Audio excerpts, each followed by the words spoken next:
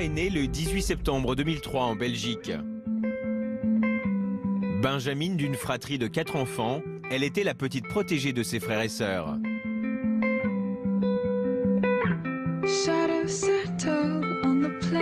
Poterie, plongée ou encore musique, c'était une petite fille curieuse de tout.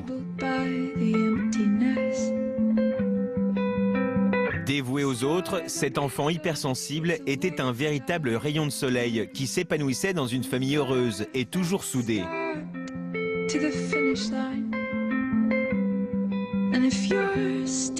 Laura n'avait que 12 ans. Eva et Michel, bonjour à tous les deux. Merci d'être là. C'est très courageux de votre part d'être présent sur notre plateau aujourd'hui. Vous êtes mariés tous les deux et c'est le visage de votre fille Laura que nous venons de découvrir sur ces images, de cette ravissante Laura. C'est d'elle dont vous êtes venu nous parler aujourd'hui. Pour quelle raison? Laura s'est suicidée le 3 décembre. Elle s'est pendue dans sa chambre. Alors qu'on était tous dans la maison, j'étais en train d'aider ma fille Alessia de 16 ans avec un cours d'anglais. Elle est rentrée souriante comme d'habitude de l'école. On a mangé un petit bout. Elle m'a raconté ce qui s'était passé. Elle est montée dans sa chambre. Et donc le temps d'aider Alessia dans son cours d'anglais, je voulais préparer à manger. Alessia est montée et puis je l'ai entendue hurler. Elle s'est pendue dans sa chambre. Donc voilà. C'est très difficile d'en parler, mais on a essayé de la réanimer. Mon mari est arrivé, on a essayé de la réanimer. Moi, évidemment, j'ai appelé les secours, la police est arrivée, enfin, toute la suite, et elle était déjà partie, en fait. Si vous êtes ici aujourd'hui, c'est pour essayer de comprendre et c'est aussi pour faire de la prévention? C'est pour faire de la prévention. On n'a pas envie d'étaler notre vie privée, c'est pas ça. Mais en fait, on se rend bien compte qu'il faut absolument faire de la prévention et mettre les gens en garde contre tous ces problèmes de réseaux sociaux. En fait, on est dépassé par toutes ces technologies, par cette nouvelle forme de harcèlement, cette nouvelle forme de méchanceté qui se passe que ce soit maintenant par message privé ou autre. Qu'est-ce qui vous laisse penser que Laura subissait des pressions sur les réseaux sociaux? Elle a laissé une lettre. Et on va dire heureusement, parce que sinon on n'aurait jamais pu comprendre quoi que ce soit. Elle a eu le temps de l'écrire, donc de nous dire au revoir. Elle a laissé tous ses codes pour qu'on puisse aller voir où était le problème. Et on a découvert en effet des messages. Donc il y a une enquête qui est ouverte, qu'on va garder privée. Oui, on a déposé plainte contre X. Et l'enquête est en cours, mais ça peut durer très longtemps parce qu'il faut interroger évidemment des enfants du même âge. Et c'est très délicat. Il faut que ce soit fait en bonne et due forme. Et il faut que ça puisse justement nous apporter une réponse et que ça puisse servir à d'autres. Justement, qu'on puisse mettre en place quelque chose dans toutes les écoles, dans tous les pays, pour la prévention, pour éviter, pour armer ces enfants jeunes par rapport à ce fléau, à cette nouvelle façon de faire du tort. Voilà, on a 3 enfants encore à sauver, à préserver, à protéger, donc il faut qu'on reste fort pour nos enfants, pour nous. Et vous, Michel? On sait très bien que rien ne nous la fera revenir. Mais on essaie de se protéger. On essaie de se protéger grandement. On a une famille exceptionnelle avec des enfants qui nous protègent. De leur côté, sauf le jour où ça s'est passé, je ne les ai jamais vus pleurer devant nous. Ceci, peut-être parce qu'ils nous voient pleurer, nous, et qu'on en a gros sur la patate, quoi. C'est en cela qu'ils vous protègent, voilà. De vous épargner leurs larmes. Et ils font tout pour... Voilà. Ils sont hyper courageux et nous, on essaie d'être courageux pour eux. Donc, en fait, c'est comme on est tous des piliers, un pilier chacun. Mais je crois que David Lefrançois va vous dire que c'est bon de pleurer et qu'il faut laisser sortir les larmes. En tout cas, ils sont là tous les deux avec nous pour vous aider aujourd'hui. David Lefrançois et Frédéric Paribou. Et merci de venir témoigner pour peut-être alerter d'autres parents qui, comme vous, ne voient pas ce qui se passe pour leur enfant. On n'est pas conscient, en fait. Ouais. On vit dans une inconscience jusqu'au moment où ça vous arrive. Et là, vous vous dites, j'ai raté le coche. Il y a quelque chose, j'ai raté quelque chose. Frédéric ? Déjà, je voulais vous dire que je suis très touchée. Et je suis touchée que vous soyez là. Et vous dire qu'on est là pour vous. Pour vous accompagner à notre mesure. Par contre, c'est vrai que c'est bien de faire de la prévention et qu'on en parle, mais c'est aussi important que vous preniez soin de vous. Parce que là, effectivement, vous êtes dans cette phase et il y a de l'action, du soutien. Et puis après, il y a une phase qui est beaucoup plus compliquée, où effectivement, là, on prend conscience de la mort de l'être cher. Et cette phase-là, c'est aussi important d'être entouré. Et dans la famille, c'est difficile de s'en parler, parce qu'effectivement, on a tendance à se protéger les uns les autres. Donc c'est bien aussi d'avoir de l'aide de l'extérieur. Ça peut être des professionnels, mais ça peut être aussi des parents qui traversent la même épreuve et qui ont une écoute que quelque part personne ne pourrait avoir. Donc c'est aussi important que vous preniez soin de vous. D'autres parents, vous voulez dire? Oui. David? Papa, on est tous touchés par cette épreuve. Maintenant, il y a une chose sur les... J'aimerais vous aider aujourd'hui à donner une compréhension différente de l'expérience. Un enfant de 12 ans, ce n'est pas un adulte. Le choix d'un enfant de 12 ans, ce n'est pas le choix d'un adulte. C'est important qu'on ne filtre pas cette expérience à travers notre regard d'adulte. Un enfant, à 12 ans, son lobe préfrontal, qui va servir de lien pour pouvoir mesurer les émotions, il n'est pas terminé. C'est-à-dire que quand un enfant se suicide à cet âge-là, il n'a pas la conscience de la conséquence de l'acte dans le futur. Il est dans la libération d'une émotion de l'instant. Vous voyez ce que je veux dire? C'est-à-dire qu'on peut passer toute une vie à nourrir de la culpabilité et le pourquoi, mais vous n'aurez jamais cette réponse, je vous le dis, parce que ça se trouve, ça s'est joué dans l'instant, par un moment. L'esprit humain, il est composé de deux grandes dimensions, l'esprit émotionnel, l'esprit rationnel. Et puis il y a des moments dans la vie, surtout chez un enfant, l'esprit émotionnel prend le dessus et il ne rationalise plus du tout. Les choix qu'il fait n'ont aucun lien avec la conséquence du futur. Et c'est juste important, je veux dire, votre fille ne voulait peut-être pas mettre fin à sa vie ou mourir, et certainement pas vous laisser dans cet état-là. Et elle voulait mettre fin et se libérer de quelque chose, d'une émotion forte. Elle a écrit une lettre la veille. Elle a eu le temps de réfléchir. Elle a eu le temps de passer encore du moment.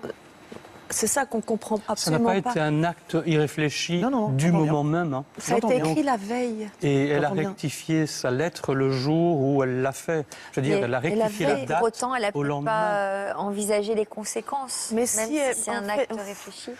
Oui, mais non, je vais dire non, parce que sinon, non, parce que c'est une petite fille tellement gentille, qui voulait que du bien, qui voulait que le bien de tout le monde, donc c'est sûr qu'elle n'a pas mesuré l'acte. C'était une délivrance quelque part. Elle ne mesure pas l'acte et la conséquence que ça peut avoir sur l'ensemble d'une fratrie, c'est ça que je veux dire, ou d'une famille.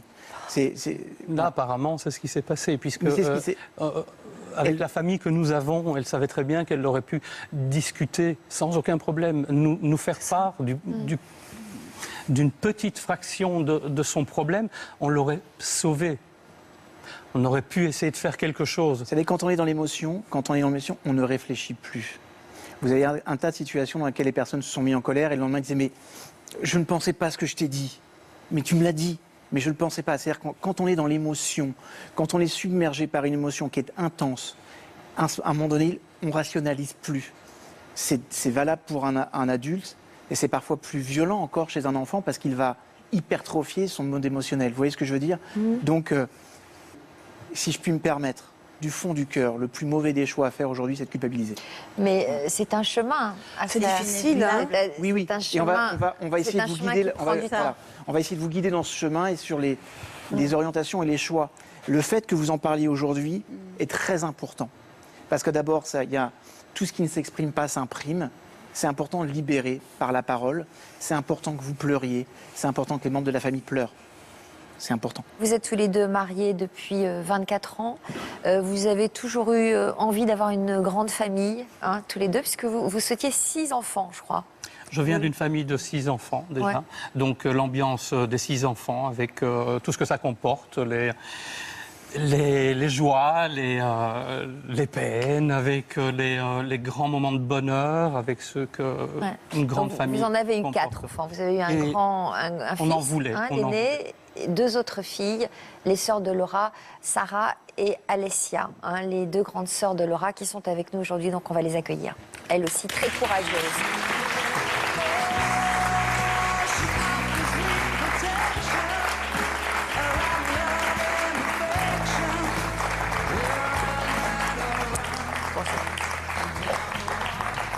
Merci d'être là. Je sais que c'est extrêmement difficile pour vous aussi d'être sur un plateau de télévision et d'évoquer le souvenir de votre petite sœur.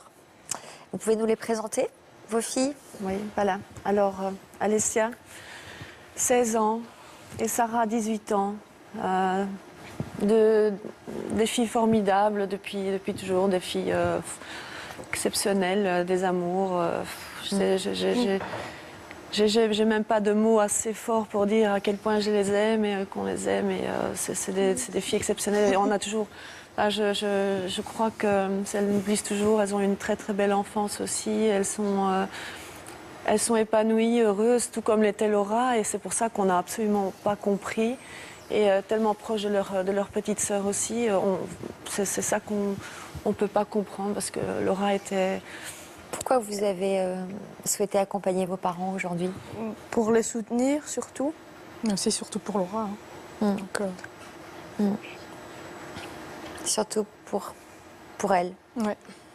En mémoire Faire de- réagir, pour faire réagir. Quoi. Ouais. Donc vous êtes là pour accompagner vos parents, mais vous n'avez pas envie de... Pas publiquement. Ouais, je comprends. En famille, ça va, mais devant tout le monde, pas trop. Et Alessia, Moi, je veux en parler. Enfin, il faut que j'en parle. Donc, c'est important pour vous d'en parler? oui, moi, il faut que j'en. Pourquoi? Même si j'ai pas envie, il faut que je l'exprime, quoi. Pourquoi il faut? Vous en sentez le besoin? Oui, Ouais. parce que après c'est trop tard, mais donc Vous en parlez avec vos parents? on n'en parle pas beaucoup. Enfin, Parce que c'est ça, ils on n'a pas disaient vraiment envie d'en parler, surtout. pour les On n'a pas envie de protéger. penser à ça. Ouais. On veut penser au bon moment. Alors on entend là, on entend, il faut que j'en parle, on n'en parle pas entre nous, on ne pleure pas devant nos parents pour les protéger. Donc tout ça, il faut en parler quand même, David, et décrypter Eric tout ça. confirmera, mais c'est tellement essentiel d'exprimer votre douleur. Quand on est dans une période de vie comme la vôtre, on souffre. La souffrance, c'est le temps que j'octroie à ma douleur. Maintenant, si vous n'exprimez pas les choses, vous allez rester dans ce que j'appelle moi le syndrome de la boîte crânienne, vous allez tourner en boucle. Et en fait, il faut que quelqu'un d'autre vous pose des questions que vous n'êtes pas posées, que vous verbalisiez votre souffrance et votre douleur, sinon vous allez la garder et en fait le deuil sera d'autant plus difficile à vivre. Donc c'est important d'exprimer les choses. Et c'est important, parfois on a envie de gérer seul. Je comprends la pudeur aussi, de dire j'ai pas envie d'offrir mes sentiments, j'ai pas envie de parler, de voir combien je souffre, parce qu'il y a un manque qui est considérable.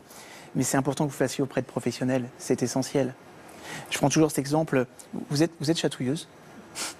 Oh, comme Un tout petit le monde, peu, non? ok. Il y a des gens qui ne sont pas chatouilleux. Je sais pas. Quoi? Essayez de le faire tout seul. Bah, non, si je le fais toute seule, je sais où je vais impossible. me faire- C'est-à-dire qu'il existe des interactions qu'on ne peut avoir qu'avec les autres. C'est-à-dire qu'il y a qu'en étant dans l'échange avec l'autre, parce que la personne va nous surprendre, parce que la personne va nous poser une question qu'on ne s'était pas posée, qu'on va peut-être avoir une clarté qui sera différente. Et c'est important de déposer vos bagages là, pour pouvoir voyager un peu plus léger dans l'avenir et de construire un nouveau projet familial qui est important aussi pour vous tous, parce que vous avez de très beaux enfants, vous êtes une belle famille, et la vie, elle doit continuer. C'est Frédéric, essentiel. C'est vrai ce que dit David, c'est très important de parler, mais il faut le faire à son rythme. Et ça ne peut pas être le même pour tout le monde, parce que vous êtes tous différents. Donc, Sarah, elle a le droit de ne pas avoir envie d'en parler, parce que c'est peut-être compliqué aussi. Publiquement. Parce Voilà, qu'avec mes amis c'est ça. et avec notre famille, on en parle. Parce que Maintenant, c'est juste une question de public, quoi. On n'a pas spécialement envie d'en parler ouvertement devant toute la France ou je comprends. Parce que c'est aussi un chaos et il faut mettre de l'ordre dans ce chaos et il faut du temps pour ça. Oui. On peut pas le faire tout de suite. C'est tous vos repères en quelques heures, tous vos repères ont explosé. Donc c'est sûr qu'on peut pas trouver le bon fil et la bonne manière de dire ce que je ressens. Et effectivement, l'aide des professionnels est très importante. Mais c'est aussi important de se dire, moi j'ai le droit de faire mon cheminement à ma manière.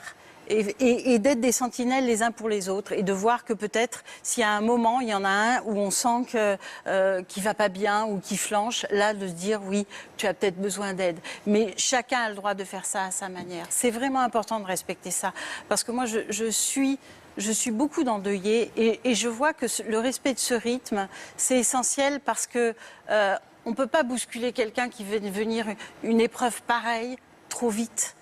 Il faut du temps pour tout. Et le questionnement, vous en avez besoin, parce que vous avez besoin de mettre des mots sur des choses qui sont insensées, la mort de votre fille.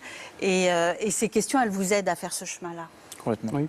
Mais comme vous disiez tout à l'heure, David, le fait de continuer à vivre, pour nous, oui, évidemment, c'est essayer de continuer de vivre, mais c'est surtout une reconstruction qu'il va falloir faire. Je veux dire, on a perdu un élément essentiel, parce que nous sommes tous, ici dans notre famille, un élément essentiel.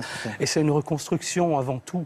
Pour nous, c'est plus la reconstruction comment on va la définir, on ne sait pas exactement. On ne sait pas comment elle va se produire. Mais on va se reconstruire. On a besoin de ceci pour retrouver notre équilibre aujourd'hui. Et chacun... Vous en êtes toutes les deux par rapport à ce drame. Est-ce que vous en êtes où dans votre cheminement personnel? Je m'en sors pas mal parce que j'ai des amis qui me soutiennent vraiment beaucoup. Donc j'arrive à me changer les idées. Maintenant, c'est pas pour ça que je n'y pense pas tout le temps et que, enfin, quand on est tout seul et que dès qu'on est tout seul, on est plus triste que quand on change les idées. Et vous, Alessia? Moi, je m'en rends pas encore trop compte en fait. Mais vous êtes un peu dans le déni? Oui, j'y pense tout le temps, mais je repense à des souvenirs que j'ai eus avec elle. Aux mauvais souvenirs aussi. Oui, tout nous fait penser à elle. Voilà. Tout. Valentino, votre frère et votre fils aîné n'a pas pu être présent aujourd'hui, mais il a tenu à vous laisser un message. Bonjour tout le monde, même si j'ai pas pu être là avec vous aujourd'hui, je vous souhaite beaucoup de courage et je pense très fort à vous. Gros bisous. Un court message, on va dire. Il n'aime pas passer en public comme ça. Merci Valentino. En fait, notre fils qui a eu 20 ans le 14 janvier, il a réagi d'une façon incroyable. Il est formidable. Même pour ses sœurs, il a vraiment... Il nous a... C'est comme s'il avait créé un cocon pour qu'on souffre moins. Et il a tout pris en main, quoi. Alors, je vous propose d'évoquer le souvenir de Laura, maintenant, de parler d'elle, vous parlez d'un rayon de soleil, une petite fille qui a la joie de vivre, curieuse de tout. Qu'est-ce qui l'a passionnée? Elle était passionnée par 1001 choses, mais c'est réel en plus. Quand on dit 1001 choses, elle avait... La connaissance pour elle était primordiale. Je veux savoir. Je suis dans les pieds de papa, je suis dans la jupe de maman, je suis partout en même temps. Je suis à l'école, je suis au théâtre, je suis au chant, je suis... Alors le chant, justement, je crois que c'était une passion pour elle et on a la chance d'avoir son professeur de chant aujourd'hui qui s'appelle Franck. Bonjour Franck et Marcel, venez nous rejoindre.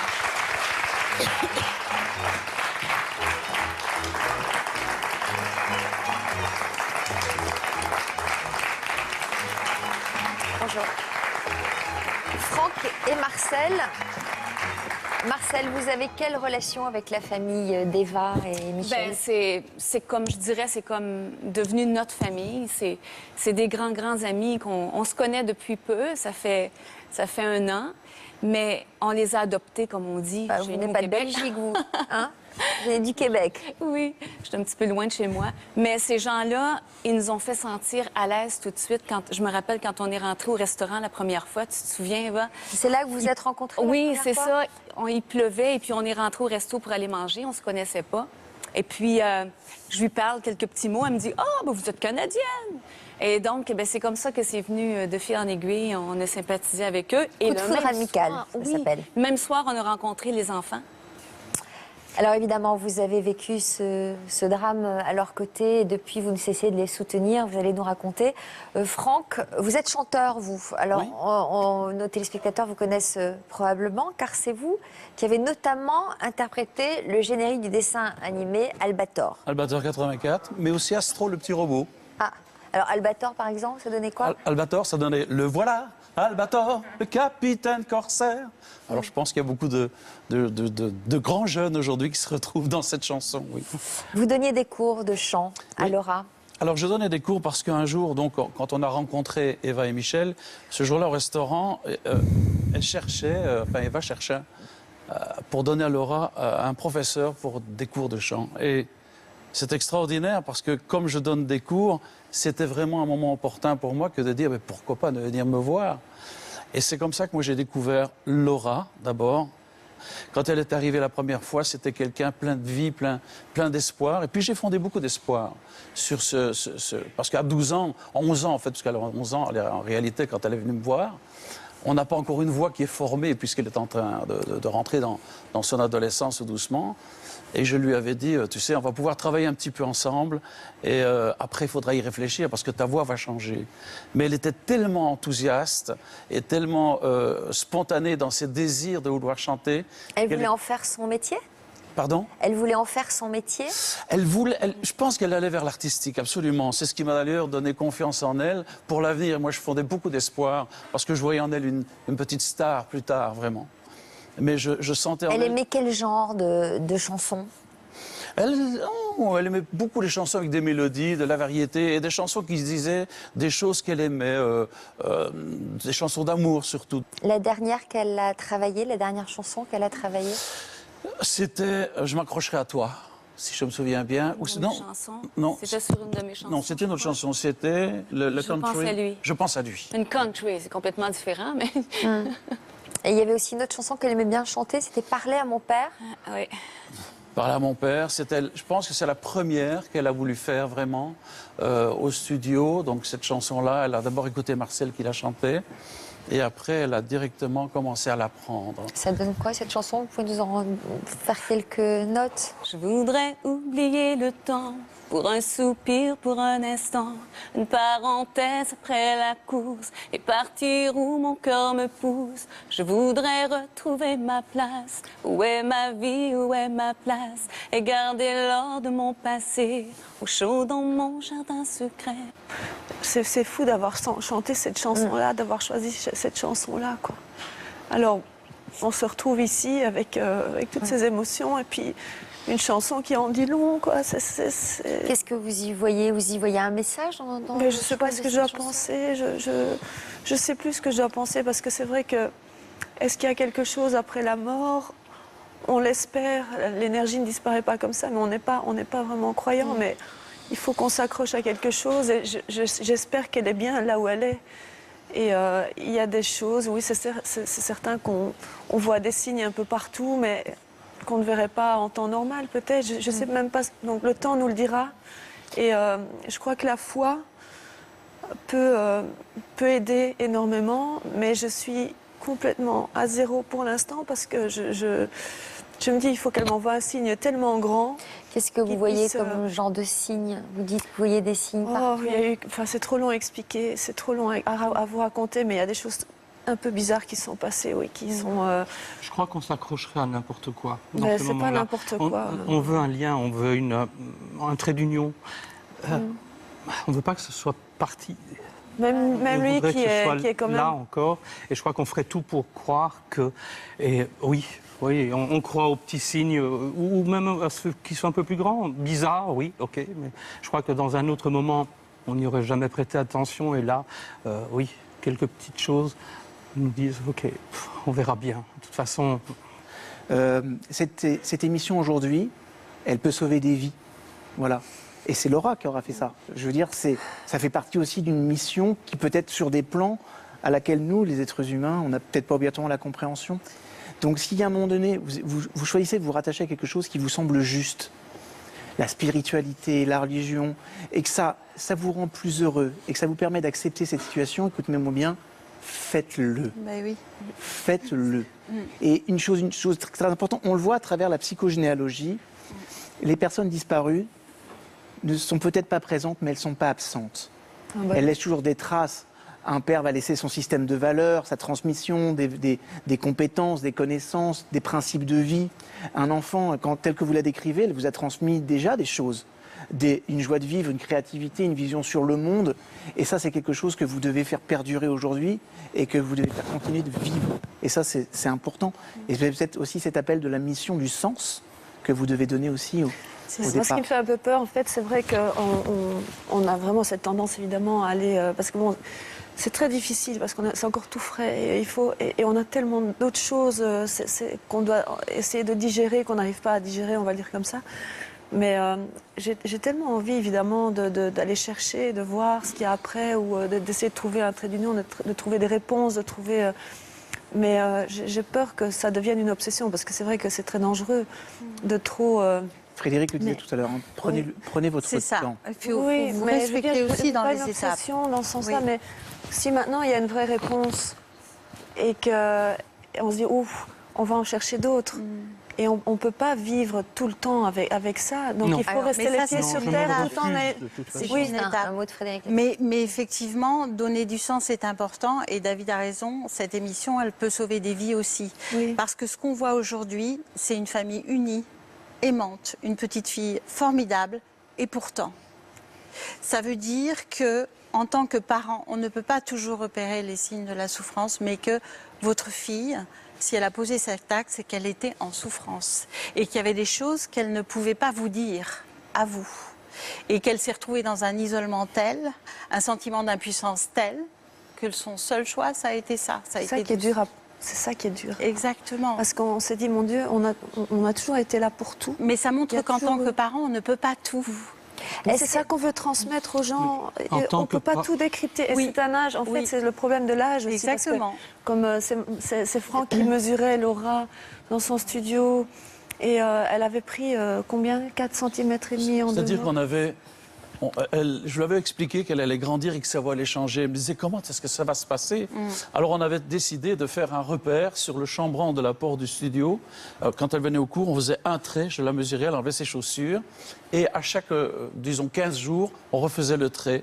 Et entre le mois de mai et le mois d'octobre, elle avait pris 5 cm. Je lui ai dit, tu vois ça se passe aussi sur tes cordes vocales, donc ça changeait déjà. C'était fou parce que ça l'inquiétait aussi d'aller aussi vite. Et donc, elle avait d'autres attitudes. Elle était rentrée dans la grande école. Elle était tellement heureuse dans son école. Et ça aussi, je voudrais le dire, elle était heureuse dans son école, dans sa classe, avec ses amis. Elle était heureuse. Qu'est-ce que vous avez appris que vous ne saviez pas alors? Qu'est-ce qu'elle disait, cette lettre? Est-ce qu'elle vous a donné des informations dans la lettre qu'elle a laissée? Bien sûr. Vous avez appris quoi? On a appris que elle était amoureuse d'un garçon. Bon, on ne va pas donner trop de détails parce que... Est-ce que vous ignoriez? En fait, elle m'avait dit que c'était son meilleur ami. Mais Et ses sœurs étaient au courant? Pas du tout. Elle vous a dit qu'elle était amoureuse? Rien. Non, Non, c'est ça. Vous avez tout gardé pour elle. Vous aviez remarqué un changement de comportement de sa part? Non. Mais c'est ça qui est difficile. Elle avait pris... C'est pour ça que je dis... Elle rentrait dans la crise d'adolescence, donc d'office, il y a un changement de comportement. C'est comme ça que vous l'avez interprété? Oui, parce qu'elle a 12 ans, donc...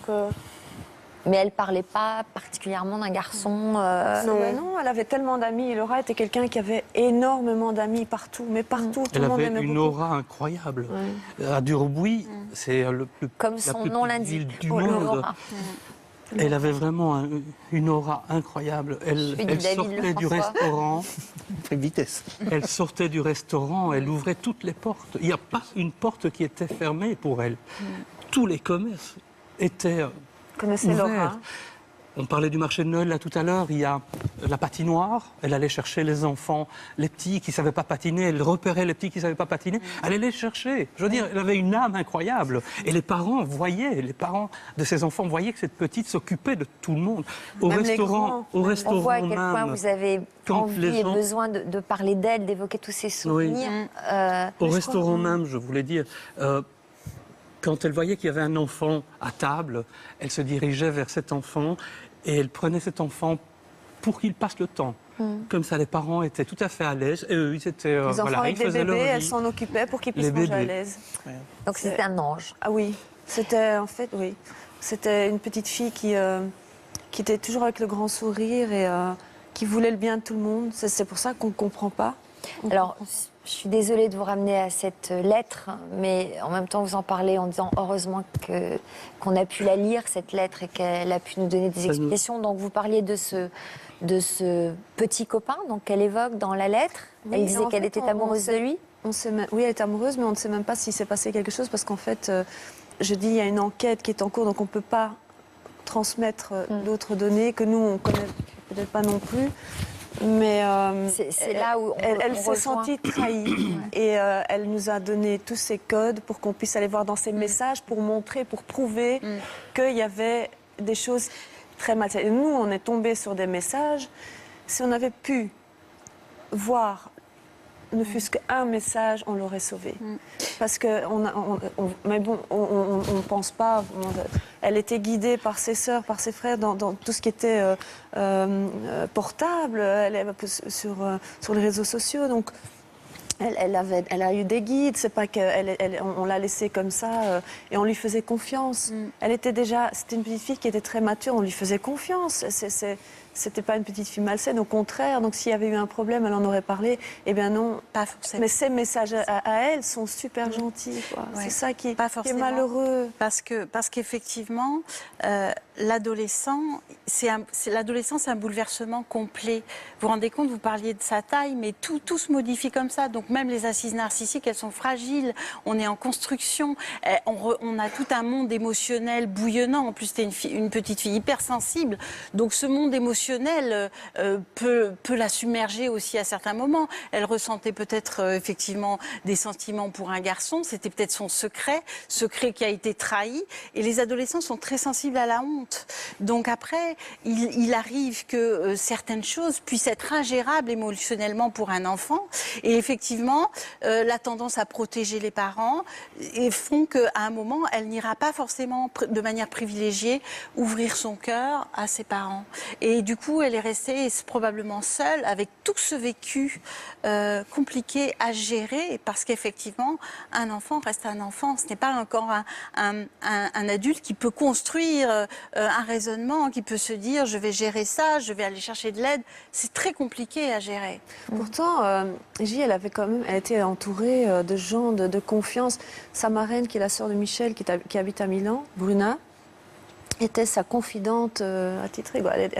Elle se téléphonait, c'était pas tous les 2 jours, c'était tous les 3 jours, et elle se parlait pendant parfois 1 heure. Elle lui a rien dit. Et rien du tout. Mais elle m'a tout dit, sauf l'essentiel. Mais c'est au point que nous, la veille du jour où ça s'est passé, on avait un groupe d'handicapés qui est venu manger au restaurant, une trentaine de personnes, et elle a voulu être présente. C'était les enfants. Pendant tout le service, elle était là. Elle a vu ses enfants qui étaient handicapés. Elle était avec un grand sourire. Elle a communiqué avec ses enfants. Quand le repas s'est terminé, on s'est retrouvés tous. Disons, ses enfants se sont retrouvés autour de nous, à nous embrasser. Merci pour ce que vous nous avez fait. C'était génial. Elle était là, elle était présente avec un grand sourire. C'est incroyable comment est-ce qu'on peut passer d'un moment... J'ai déjà écrit ma lettre pourtant. La lettre est déjà écrite, on le sait. La sienne. La fameuse lettre était déjà écrite. Elle est venue parce qu'elle voulait nous donner un coup de main, absolument. Oui. Elle a passé une soirée avec un bagou incroyable. Et le lendemain, voilà, elle passe à l'acte. Et il y avait une psychologue dans ce groupe qui accompagnait ses enfants handicapés, qui nous a transmis après. Elle a dit, mais Enfin, une amie nous l'a dit, elle ne croyait pas que c'était cette petite fille. Elle a dit, mais c'est impossible. Moi, j'ai vu cette petite hier, c'est impossible que ce soit elle. Donc, la raison pour laquelle je vous disais tout à l'heure, quand on est dans l'émotion, il y a un moment donné, si l'émotion est trop forte et que l'enfant ne sait pas la gérer, et d'autant plus de ce que disait Frédéric tout à l'heure, quand on y associe la honte, l'adolescent a un rapport très particulier à la honte. C'est pour ça qu'elle n'en parlerait pas des figures parentales, même des amis. Parfois, on n'en parle pas tout court. C'est là aussi la raison pour laquelle, lorsque un adolescent peut avoir des attouchements ou des choses comme ça, elle le garde pour elle ou pour lui, parce que la honte va faire qu'elle n'ose pas en parler, s'exposer. Je ne veux pas qu'on voit, mais on verrait une tristesse quand même. Pas obligatoirement, non. C'est pour ça que je disais la logique de gestion émotionnelle d'un adulte et celle d'un enfant sont tellement différents que c'est important que vous ne filtriez pas cette expérience à travers le prisme de vos propres émotions à vous, parce que vous ne comprendrez pas l'expérience. Voilà. Parce qu'il n'y avait pas de honte, enfin je sais pas, c'est... La honte d'avoir été trahie. La honte de quoi? La honte que son secret soit révélé si elle avait un secret. Et pour elle, c'était sans doute quelque chose d'ingérable de faire face à l'exposition de ce qu'elle mettait tant d'énergie à cacher. La honte et puis la peur. Elle peut aussi avoir peur de perdre cet amour qu'elle a.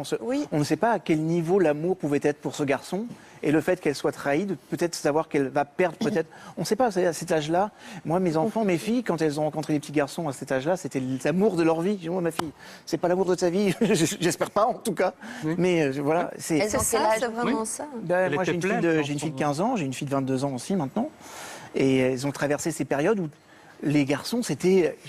Ma chérie, redescends sur terre.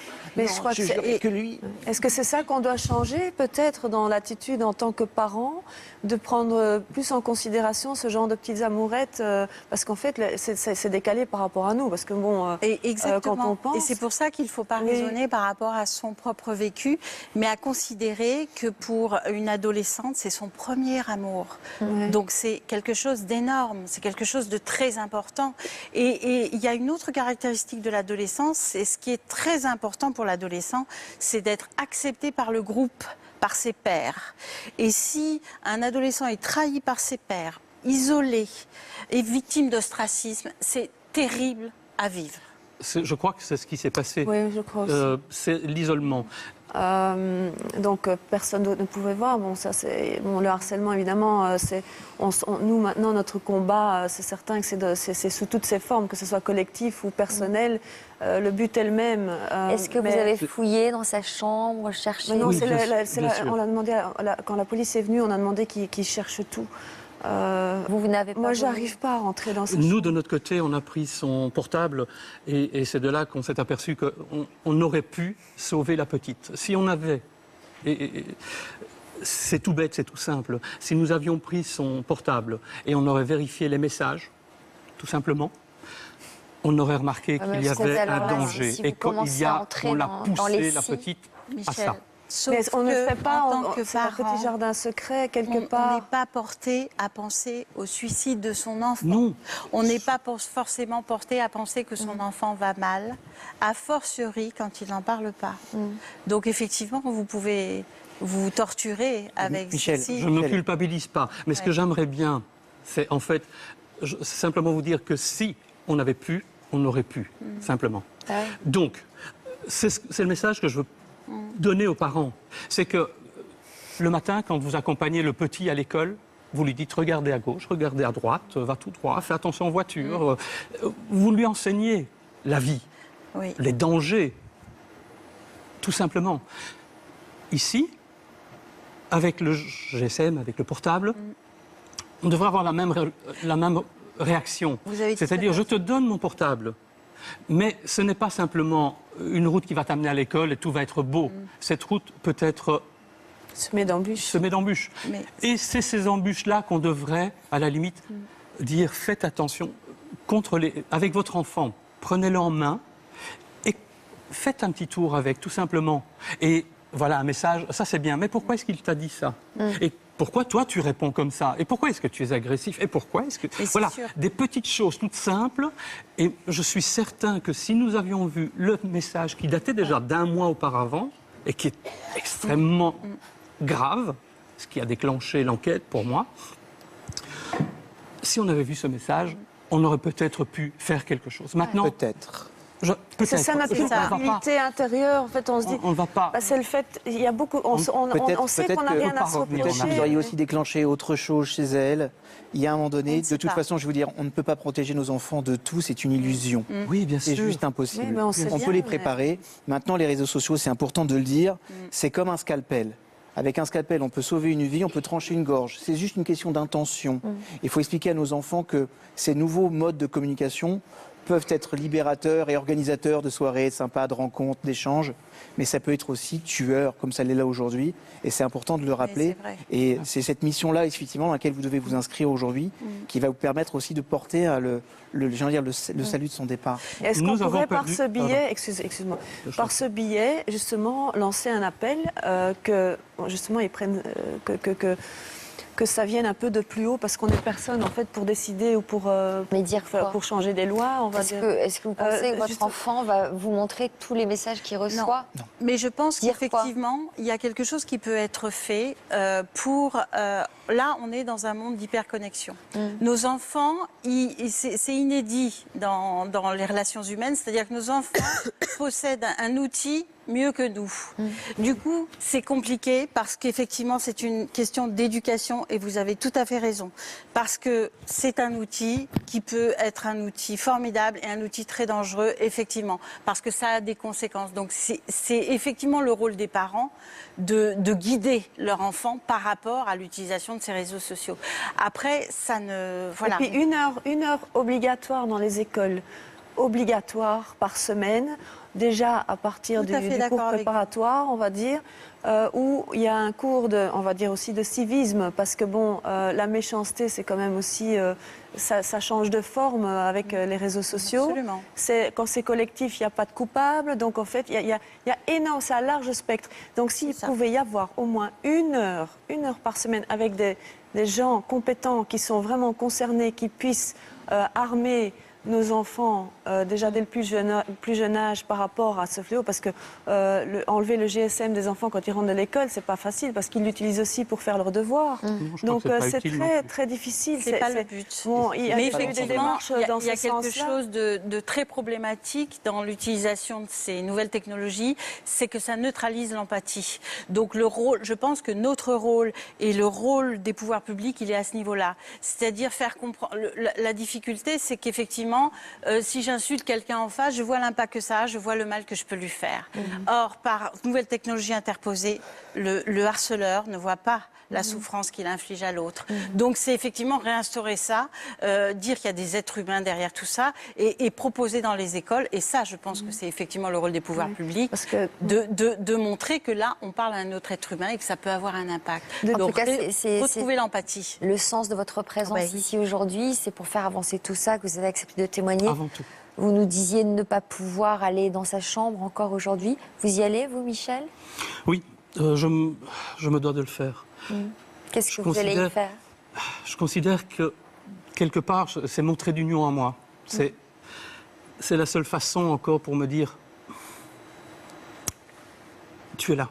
Il a fleuri toute sa chambre. Il a fleuri? Il a fleuri sa chambre. Oui, j'ai fleuri toute la chambre, complètement. Donc vous la fleurissez en permanence? Aujourd'hui, elle ne l'est plus, mais pendant, on va dire 3 semaines, sa chambre a été fleurie totalement. C'était votre lien avec elle? Je voulais qu'elle le voie comme ça et qu'elle se dise OK. Alors, pendant la préparation de cette émission, nous avons pris contact avec d'autres parents qui ont eux aussi perdu une enfant, de la même manière que vous. Ils ont tenu à être présents aujourd'hui pour écouter votre histoire et échanger avec vous et échanger sur les différentes étapes de leur propre reconstruction. Bernard et Nathalie sont là pour vous aujourd'hui. Merci d'être avec nous.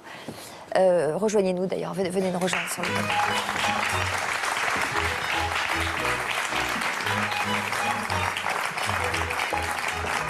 Bonjour. Bonjour. J'imagine que vous écoutez ce témoignage avec beaucoup d'émotion et que ça fait écho à ce que vous avez vécu, vous. Qu'est-ce qui s'est passé pour vous? Que voulez-vous savoir, en fait? Parce que enfin, je devais aller conduire ma fille, c'était le 3 septembre, ma fille, 3 décembre, l'année suivante, leur fille Laura. Je devais la conduire à l'école. Je me suis réveillé à 7h moins quart, j'ai ouvert l'océan bâton de ma chambre et ma fille pendait dans le jardin. Voilà. Donc c'est vous qui avez tenu à rencontrer ses parents endeuillés aujourd'hui. Votre fille Louise a donc mis fin à ses jours le 3 septembre 2014. Elle avait 16 ans. Ouais. On va découvrir qui elle était à travers ces images. Louise est née le 18 septembre 1997 à Namur, en Belgique. Fille unique, elle était malicieuse et espiègle. Très proche de son père, qui était son confident, elle entretenait une relation fusionnelle avec sa mère. Vers l'âge de 10 ans, elle découvrait l'escalade qui allait devenir une vraie passion. Mais à l'adolescence, Louise se renfermait peu à peu sur elle-même et elle passait beaucoup de temps sur les réseaux sociaux. Louise n'avait que 16 ans. Donc, vous affrontez la terrible absence de Louise depuis près d'1 an et demi. Elle était votre fille unique. J'imagine que vous êtes passé par toutes les phases possibles et imaginables. Vous vous reconnaissez dans le témoignage de ces deux parents? Personnellement, je me reconnais par rapport à l'âme de leur enfant, parce que c'était l'âme de ma fille aussi. Toujours aller vers les autres, et voilà. Et alors, l'acte final aussi, quelque part. Voilà. Est-ce que vous aviez noté des changements dans son comportement? Non, pas du tout. Pas du tout. C'est un peu le même genre de problématique. Elle n'a rien voulu montrer, je pense aussi pour nous protéger, nous, mais à personne, parce qu'elle allait avoir 17 ans le mois d'après, donc c'est vraiment une grande adolescence, on va dire. Ni à ses amis, ni à son petit copain, rien du tout, à personne. Alors si vous êtes là aujourd'hui, c'est pour faire part de votre propre expérience à Eva et Michel, peut-être pour leur donner des conseils. Qu'est-ce qui vous a aidé dans votre reconstruction? Je ne sais pas si vous aimez ce terme-là. On essaie de continuer à vivre. Oui, parce qu'on ne se reconstruit pas, mais oui, on continue à vivre. Qu'est-ce qui vous a aidé? Moi, ma sœur, puisque je n'ai plus que ma sœur, et mes amis, et beaucoup les amis de Louise, parce que moi je suis restée en contact avec beaucoup d'entre elles. Et voilà, j'avance pour elles aussi, parce qu'elles ont été très éprouvées aussi. Donc voilà, on essaye de leur montrer qu'on reste fort. Qu'est-ce que vous faites quand vous les voyez? Vous parlez d'elles? Oui. C'est important pour vous? Je vais même faire du shopping avec certaines de ses amies, et oui, on évoque les souvenirs. Est-ce que vous vous êtes fait aider, tous les deux, oui, par un professionnel ou une professionnelle? Ensemble, séparément? Séparément. Mais c'est le même parcours, je veux dire, pour les professionnels en tout cas. Vous le conseillez à Michel et Eva? Il faut, on n'a pas le choix. Ouais. À partir de quand ça s'est imposé à vous de vous faire aider? Je pense que c'est chaque fois personnel, mais il faut le faire, c'est certain. Vous y pensez, tous les deux? Bien sûr, en fait, on a déjà fait une démarche par rapport à un micro-kiné. Je ne connaissais pas, micro-kinésithérapie. Enfin bon, en fait, on s'est dit ça ne nous fera pas de mal. Si ça aide, tant mieux. Mais c'est un petit peu comme quand on prend des vitamines, on ne sait pas comment on serait si on n'en prenait pas. Donc, est-ce que ça a aidé? Je ne sais pas. Pour Alessia, elle a quand même elle a une force de caractère. C'est quoi micro-kiné? C'est quoi? C'est un kinésiologue ou c'est Non, c'est un kinésiste qui fait de la micro-kiné. En fait, c'est la position des mains sur des endroits il apaise les tensions après un traumatisme. Il m'avait donné un exemple, en fait, c'est ça qui m'avait fait aussi faire la démarche. Une dame qui avait perdu sa maman à 25 ans, qui a connu son mari après et qui pleurait tous les jours en pensant à sa maman. Et son mari et ses enfants qui n'avaient pas connu la personne, on avait un petit peu marre. Donc elle a été et elle pensait toujours à sa maman, mais elle pleurait plus. Donc je me suis dit peut-être que ça pourrait nous faire du bien, ça nous apaise, ça nous... mais c'est vrai que c'est encore tout frais chez nous. Donc c'est vrai qu'on fait des démarches dès le départ déjà, mais... Je crois que de toute façon, c'est pas la meilleure chose à faire. Ici, on parle plutôt de psychologie. On ne devrait pas parler de toucher ou de... Bah si, ça peut, on ne sait pas. Moi, je vois plutôt... oui, s'il faut une aide, oui, ça serait celle psychologique. Ça oui, il n'y a pas de problème. On en aurait peut-être besoin. Maintenant, il se fait qu'on a énormément d'amis. D'abord, il y a déjà notre famille. La famille est une famille nombreuse, comme vous avez déjà dit. Pas celle-ci, mais celle qui était mes frères et sœurs. Donc déjà, ça, c'est déjà extrêmement important. Mes parents sont encore là. Mes parents arrivent à me parler, même avec la douleur qu'ils ont. Vous l'aviez dit tout à l'heure, ces gens sont aptes à nous comprendre et mieux que personne et à pouvoir nous diriger. Maintenant, je crois qu'à partir du moment où il y aura un manque quelque part, où je verrai que je tourne dans le rond-point et je ne sais plus, et si je sens qu'il y a un arrêt, oui, il va falloir peut-être prendre une autre voie. Soutien familial, maintenant, oui, Michel. Soutien psychologique aussi. Voilà. Je peux rajouter une chose que j'y tiens vraiment.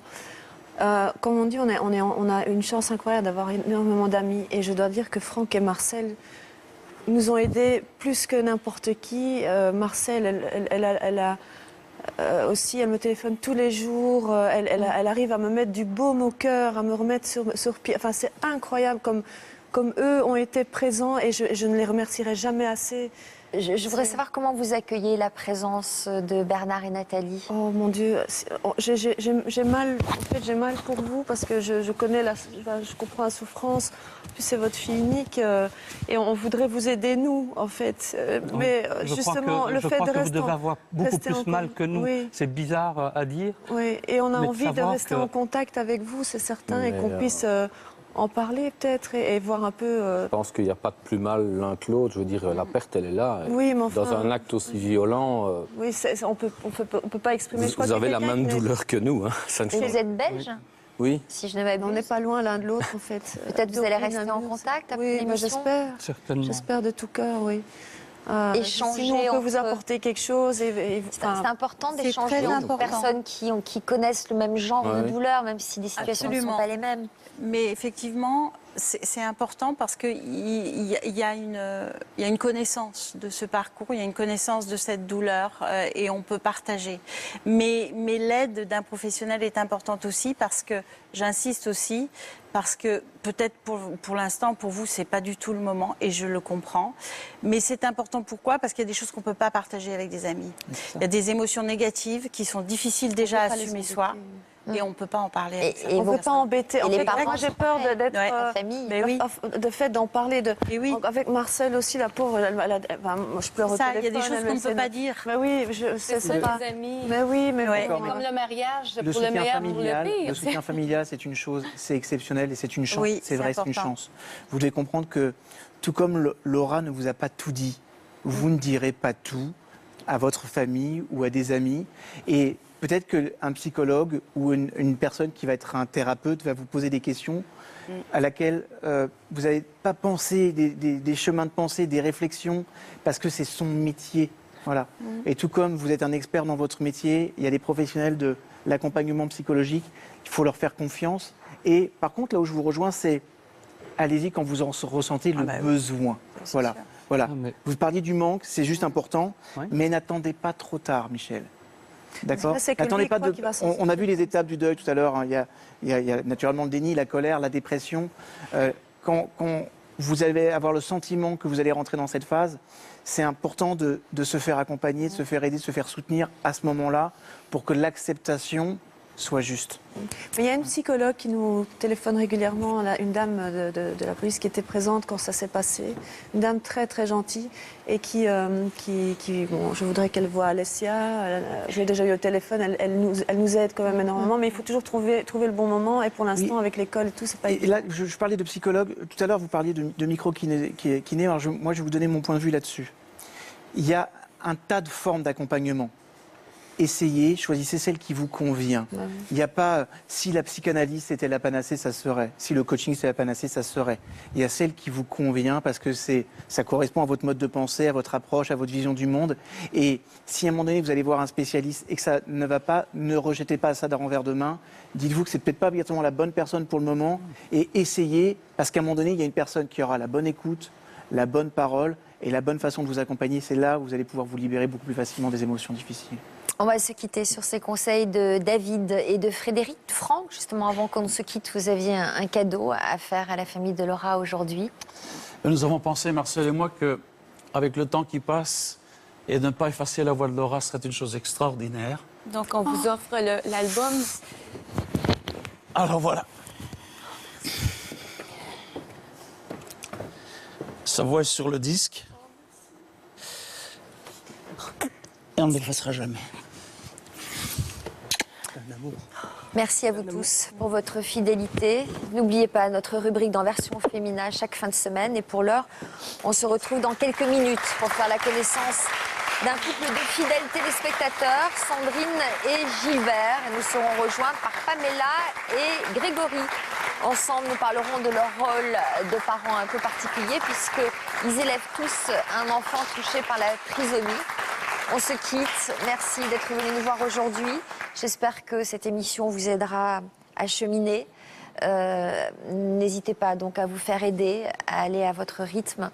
On va se quitter justement avec un hommage à Laura en images et en musique. Merci à David et à Frédéric. Bravo pour votre courage. Merci. Merci, j'espère que ça portera ses fruits. Merci, merci pour ce que vous transmettez à tout le monde aujourd'hui. C'est le plus essentiel. important. On voudrait vraiment que ce soit la première chose. La première incarnation de la mission de Laura. Voilà, absolument. Il faut que ce soit ça et pas autre chose. Notre détresse, c'est rien.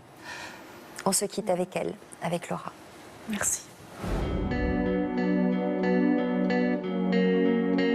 Je voudrais oublier le temps pour un soupir, pour un instant, une parenthèse après la course et partir où mon cœur me pousse. Je voudrais retrouver mes traces, où est ma vie, où est ma place, et garder l'or de mon passé au chaud dans mon jardin secret.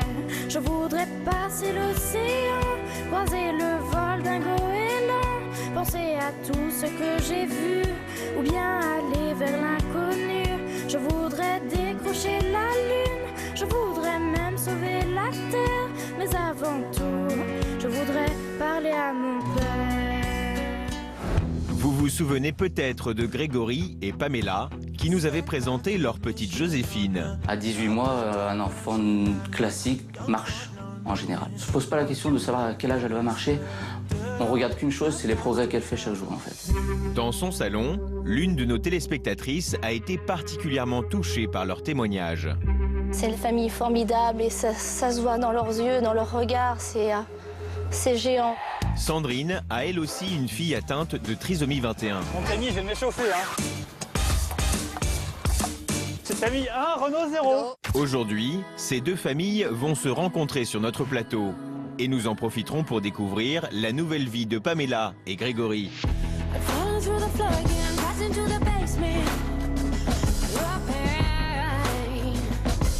Et le parcours de Camille pourrait bien leur redonner encore plus le sourire. Ils ont des grandes capacités si on les aide, comme tu l'as fait avec ta fille. Alors, à tout de suite dans l'Histoire continue.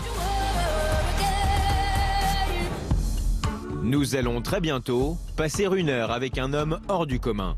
Vous avez vu un documentaire sur des moines tibétains. C'est ce documentaire qui a changé votre vie. Bien sûr. Il faut que je rencontre ces personnes. Et bien m'en a pris, puisque c'était la meilleure décision que j'ai prise de ma vie. Mathieu était un enfant très sage. C'était lui qui m'imposait sa sagesse. Mathieu Ricard a trouvé sa recette du bonheur. En additionnant les mois, j'avais dû faire 5 ans de retraite solitaire au fil du temps. Qu'est-ce que vous y faites? Je médite, j'étudie. Devant 300 km d'Himalaya, le temps prend une valeur extraordinaire. C'est un peu comme un fleuve d'or fondu qui passe tout doucement, mais qui a une valeur extraordinaire. Et c'est vrai que quand je suis là-haut, je me dis, mais pourquoi est-ce que je redescends? Mathieu, c'est un rigolo, il aime rire. Oui. C'est un bon vivant, il est gourmand, il aime bien manger. C'est quelqu'un qu'on aime, qu'on admire et c'est réciproquement. Et cette recette, il aime la donner à tout le monde. Pour moi, c'est un guide spirituel. Un jour, j'ai eu la chance de voir un reportage de Mathieu Ricard. Je me suis dit, mais voilà l'exemple que j'aimerais suivre dans ma vie. Qu'est-ce que vous avez envie de lui dire aujourd'hui? Merci. Merci.